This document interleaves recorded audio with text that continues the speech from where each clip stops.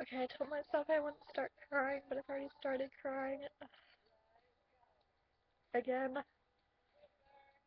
I and my cousin had a bit of a sob fest last night. We just listened to Conventional Weapons. Not ready for it to be over. And I just wanted to share my story with how my cousin saved my life. Actually, I've written down, so.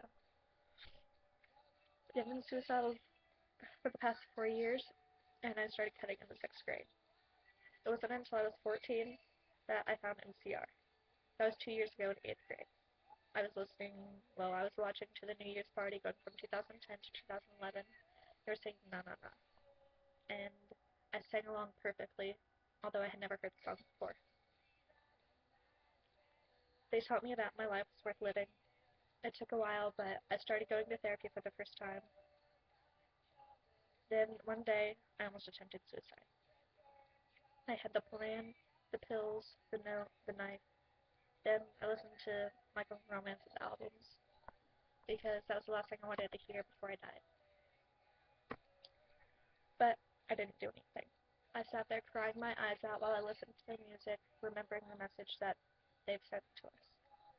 Then, last June, it happened again. I had everything planned out, and then I listened to them. I sat there crying, not doing anything, besides just rocking back and forth pretty much. Now, thanks to the guys, I'm on antidepressants, going to therapy. I'm a month clean of self-injury. No matter what happens, if they never get back together, I'll owe my life to them. They were the ones that made me remember that my life is worth living. I found I found out that about the split or breakup or whatever you want to call it, and I've been in denial. I'm not ready for it to be over. It was the first day of my antidepressants that I found out, and I found out some really good news. And right now, I'm just in a really bad place, and I know I shouldn't be because they saved my life, and I owe them not to do anything to myself. And apparently, 11 kids have committed suicide so far.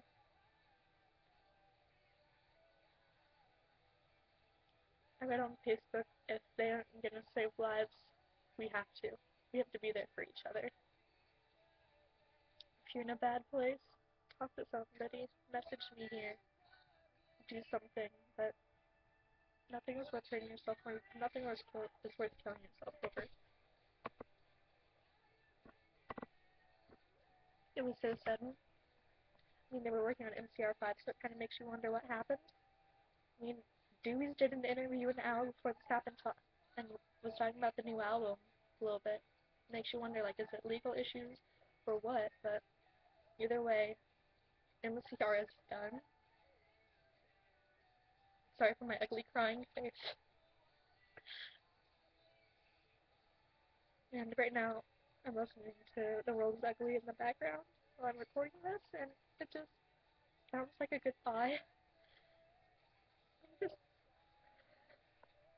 not ready for it to be over, guys. I don't think any of us are. It's like I came in.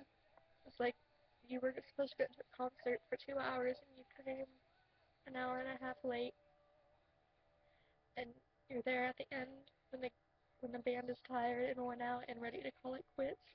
The only thing you have in the first hour and a half is what people told you and shown you. I'm lucky that I got to see them in concert.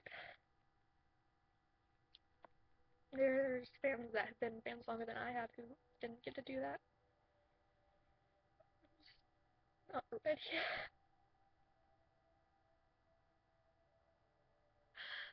I don't think anybody's gonna be ready for this. They're my heroes. They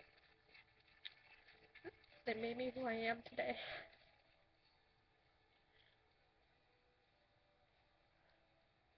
They're the ones who made me realize who I am, who I'm supposed to be. They've helped me change my life and turn it around, trying to be the happiest I can be with what I have. Been through some really tough stuff the past year, and they've just been there to help me get through it. So Thank you. I owe Mike and my life. Killjoys never die. I came up with this thing. I saw Potterheads do it, so I'm gonna do it. We watched the buildings fall and music rise from the ash. We collected the corpses of 1,000 evil men. We marched on with the Black Parade and ran with the Killjoys. And we saw love in conventional weapons. Killjoys never die. The MC Army will fight on.